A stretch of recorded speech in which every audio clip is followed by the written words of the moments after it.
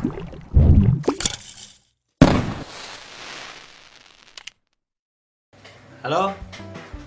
Mas, Bang, Bro. Di sini dengan gua Wira. Kali ini di konten gua ini gua pengen ngerubah orderan buat ngerubah atau ngastem gitu dari SAF-nya Dragon Ball.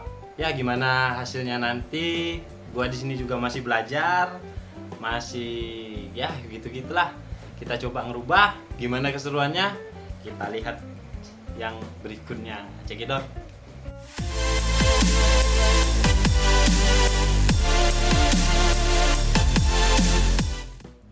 Di sini gua coba tutup dulu bagian armornya, karena armornya biar nggak kebocoran jadi kita masking dulu.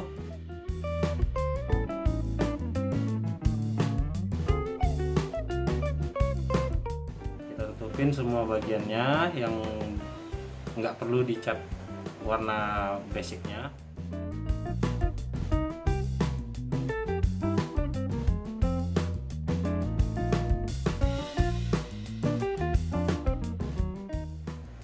Setelah rapi, kita cutter. Oke, kita cutter.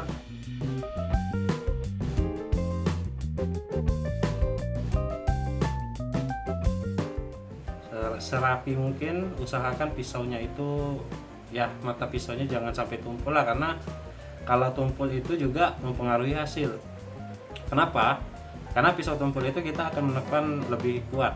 Jadi kalau kita menekannya lebih kuat, takutnya body yang kita kerjain ini bakal kebekasan cutter gitu loh. Jadi diusahakan pisaunya tajam, jadi untuk penekanan cutter ke medianya itu nggak berbekas gitu loh. Jadi cuman supret aja gitu loh. Nah, tapi hasilnya bagus gitu dan enak juga motongnya kalau tajam. Jadi di sini warnanya itu kan biru muda. Warna aslinya biru muda dari SAF ini. Gua coba ke permintaan konsumennya, customernya buat ke warna biru dongker. Sebenarnya ini dibilang biru dongker tapi lebih gelap lagi sih. Lebih gelap lagi ya, gua coba kerjain aja, gua masking karena armornya warna putih. Nanti di bagian warna coklatnya itu rencananya memang diganti warna kuning, tapi itu bakal terakhir gua kerjain. Jadi nanti ada shadingnya juga. Oke, setelah selesai kita penuhin warna basicnya. Setelah kering nanti baru kita lanjut ke shadingnya. Shadingnya nanti mungkin ada beberapa lapis kayak iklan ya. jadi mungkin ada beberapa kali proses buat shadingnya biar hasilnya lebih maksimal. Ya mungkin nanti dilanjutin setelah kering.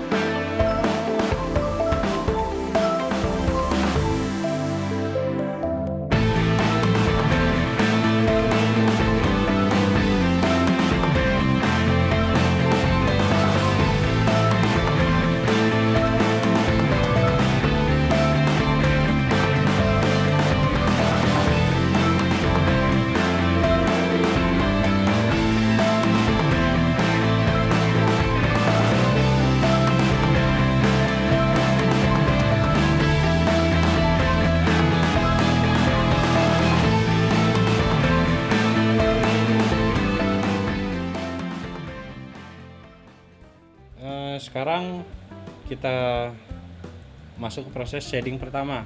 Karena shadingnya gue nggak satu kali ya, nggak satu kali, tapi ada beberapa step, dan mungkin nggak bakal gue masukin semua karena ngulang dan mengulang.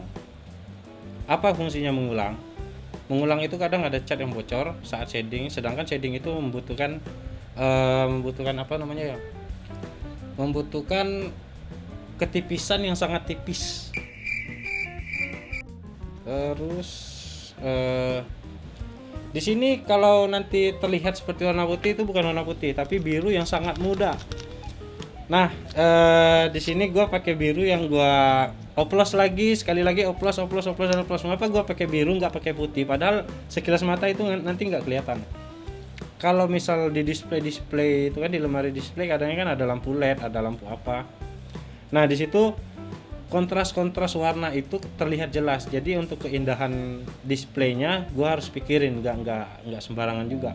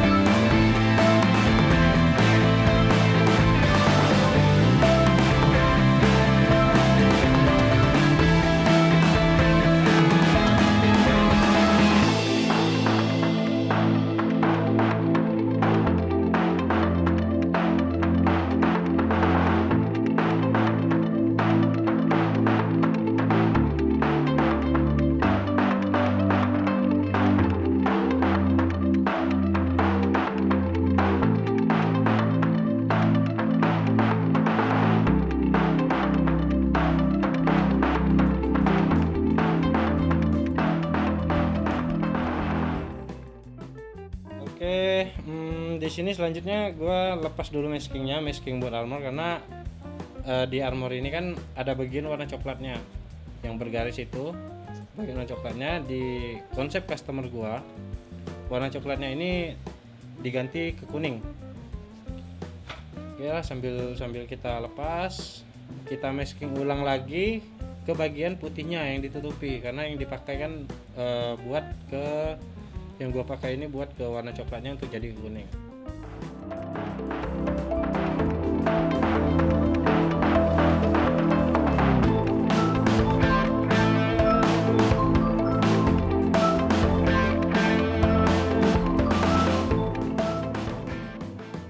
Nah, ini juga sedikit tips sih dari gua, bukannya gua ngerasa lebih pandai atau gimana, tapi pengalaman.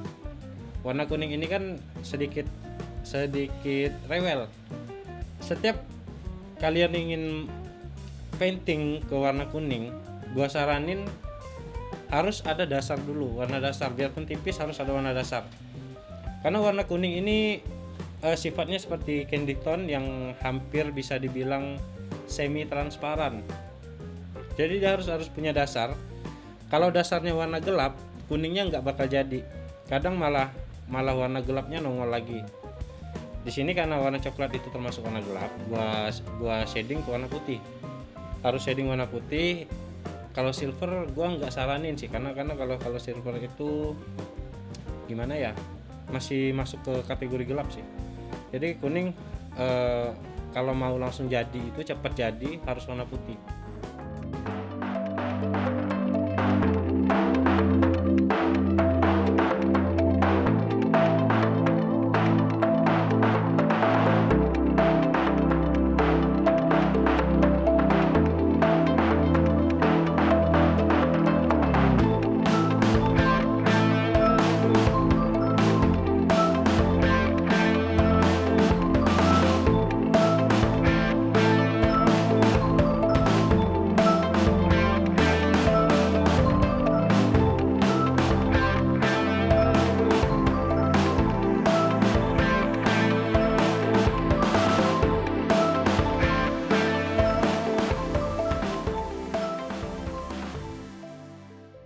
Nah, jadi juga untuk arah pengecatan airbrush, untuk yang sela-sela kecil itu kita tinggalin dulu, jangan kita fokusin. Karena apa? Karena takut, kalau gua sih ya, kalau gua biasanya gua tinggalin dulu yang area-area kecil atau sempit atau yang ke dalam. Karena takutnya ada penggumpalan di area luarnya. Karena area semprot itu kan kadang ke samping, atas, bawah, kanan, kiri itu kan melebar.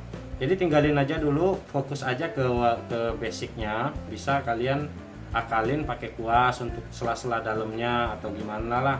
Pokoknya usahain rapi aja. Balik lagi sih, sebenarnya butuh jam terbang juga, karena gue juga masih belajar, masih banyak yang harus dipelajari, nggak jago-jago amat lah. Jadi setiap cat itu yang gue alami, pengalaman gue dari dulu sampai sekarang, memang nggak semua warna yang kita butuhin itu tersedia di pasar. Jadi harus bisa mengkombinasi, mengoplos. Ya pelan-pelan lah dicoba. Misalnya kayak biru dongker ini, kalau di pasar itu kan birunya masih agak terang, sedangkan gue butuh yang lebih gelap. Nah, biru dongker bisa kita oplos dari biru biasa kita campur hitam, tapi jangan lupa warna hijau atau kuning. Jadi buat kontras itu kita butuh loh, kontras. Jadi pokoknya kita lihat contoh dari customer, setelah kita dapat, kita mulai cat.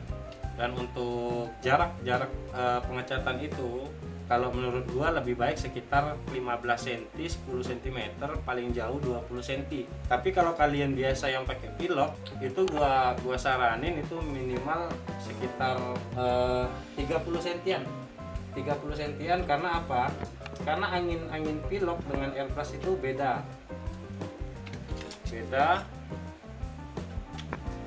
Jadi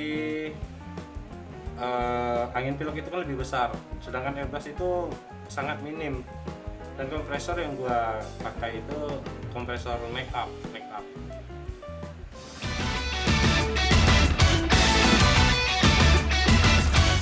Bila kalian suka video ini, jangan lupa subscribe dan like.